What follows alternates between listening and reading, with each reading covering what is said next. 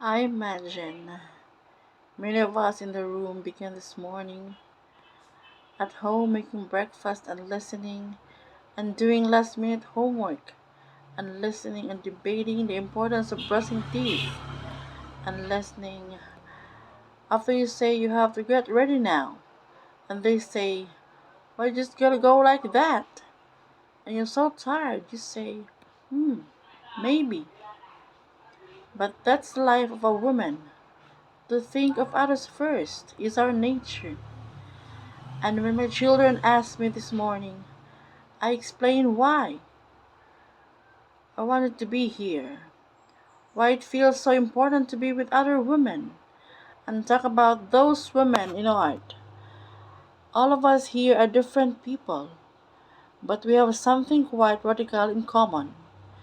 We have the freedom to be artists, the freedom to create, to challenge authorities fearlessly, to laugh at power and make others laugh with us, the right to speak truth as we see it.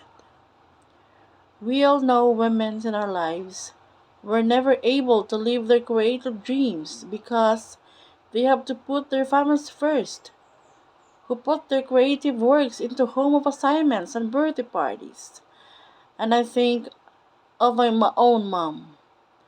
And we all know that our industry lacks diversity and equality, and neither so much, but we have to change and fight for. But we have level of freedom, and that is unimaginable for millions of other women around the world. Women who live with conflict and terrorism and displacement and poverty, who never get a chance, whose voices are in silence. We don't have to keep our heads down. We don't have to think the film we make are our comments. Our politics or jokes we tell us on stage could land us in prison, but we might be tortured or punished. We don't live in censorship. We don't have to worry. The acting on a play and singing on television would bring us violence or dishonor to our families. We don't have to tailor our clothes or our opinion to what is acceptable to religious authorities or violent extremist groups. We are not shunned and considered immoral, as well as because we dare to speak our minds about what we consider to be wrong in the society. We have the right to think freely and to put forward our ideas on equal terms. No woman across the world who face serious danger and get hurt just trying to have a voice, just an opinion. So it's hard to celebrate our progress, for it's just a case, for it means a deserting yourself as a female artist, representing something really, really important in the world today.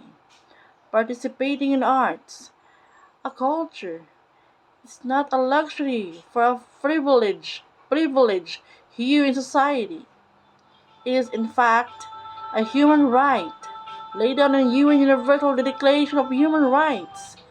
Every woman has a right not only for independent, own security, but to live her life to the full and to express herself to full, including through arts and ideas as well, as politics are not right to deny so often to women, because it is so powerful and influence, and it catches the imagination and challenges orthodoxy and societies where women are denied freedom of expression.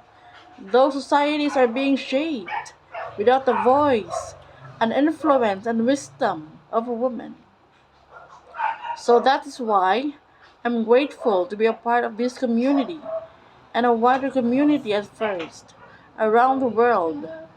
I'm so happy for being here with you today. And so together, we stand more for more than our own rights of our freedom, but we do stand for the freedom and rights of all women.